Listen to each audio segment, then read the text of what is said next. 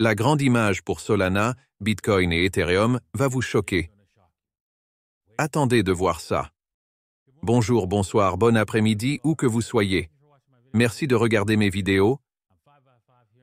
Je m'appelle Davinci Jérémy. On va plonger directement dans les nouvelles et l'analyse technique. Parce que, j'ai des informations que je veux partager. Et si vous êtes intéressé par le trading, assurez-vous de visiter Bybit ou 2Bit. Les liens sont dans la description ci-dessous. Ok, comme je l'ai mentionné hier, je cherchais qui avait un tas de Davitar, n'est-ce pas? Si vous êtes intéressé à posséder un Davitar, vous pouvez le faire en allant sur OpenSea et en achetant des Davitars d'autres personnes qui les vendent, bien sûr. Et ce gars, ce propriétaire anonyme, en avait 52, et je me demandais ce qu'il avait fait. Ou il les avait volés. Non, il ne l'était pas. Il m'a contacté, et il travaillait en fait à rendre ce courrier à la personne à qui il avait été volé parce qu'il l'avait obtenu du voleur. Donc, oui, c'est un collectionneur passionné. Je cherchais juste des Davitars spécifiques pour des raisons spécifiques. Et oui, j'ai découvert que ce type est juste un collectionneur. J'espère que vous possédez quelques Davitars. Il n'y en aura que 900. Je ne vais probablement pas créer d'autres NFT. Ce seront mes seules collections de NFT. Donc oui, obtenez les vôtres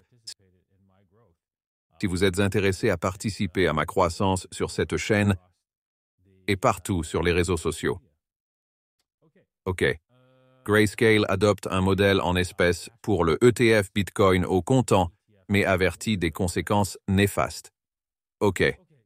Donc, ce gestionnaire d'actifs cryptographiques, a averti des conséquences néfastes.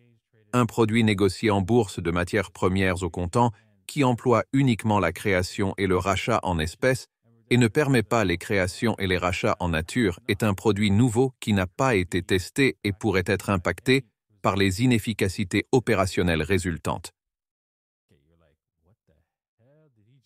Ok.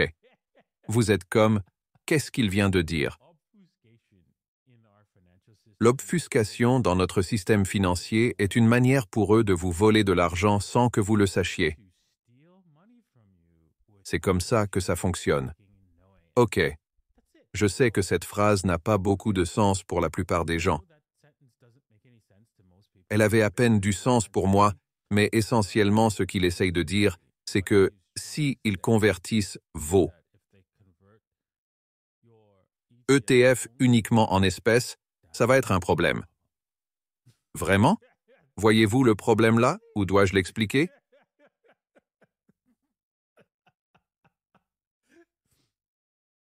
Ok.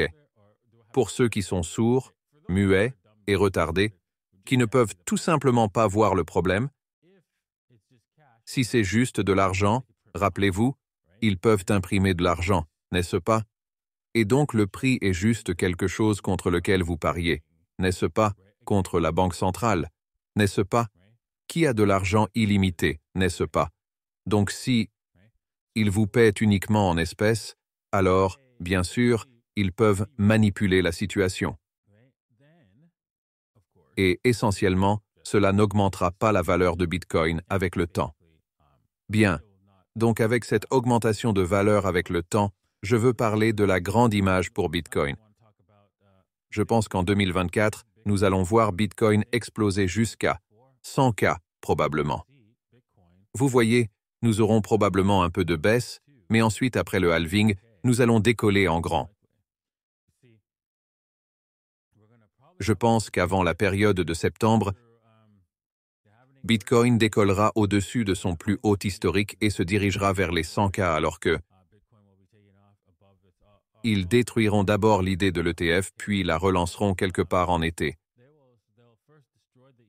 Et ensuite, nous nous dirigeons vers les 100K après le halving. Passons à Ethereum, la projection à long terme pour Ethereum.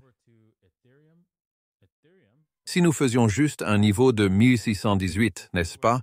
Vous pouvez voir que cet objectif est approximativement à 7 500 $. Ça ne semble pas beaucoup. Mais c'est une augmentation significative d'où nous sommes en ce moment. Un 3x, mais c'est ce que je prédis pour Ethereum dans l'année à venir. Que se passe-t-il en 2025? Eh bien, cela pourrait être quelque chose d'absolument incroyable. Quant à Solana, parfois en ligne, eh bien, pas un tableau aussi rose, mais toujours positif. Tandis que je vois vraiment que nous revenons à environ 50 $ ou juste entre 70 et 50 $, l'objectif sera bien dans la zone des 200 $, entre 165 et 200 $ que je vois pour les objectifs de Solana de 2024. Donc, assez incroyable en fait. Même si ce sera un peu houleux ici pour la plupart de l'année, probablement vers la fin de l'année, nous verrons, et peut-être en septembre, qu'il monte à des chiffres élevés, n'est-ce pas?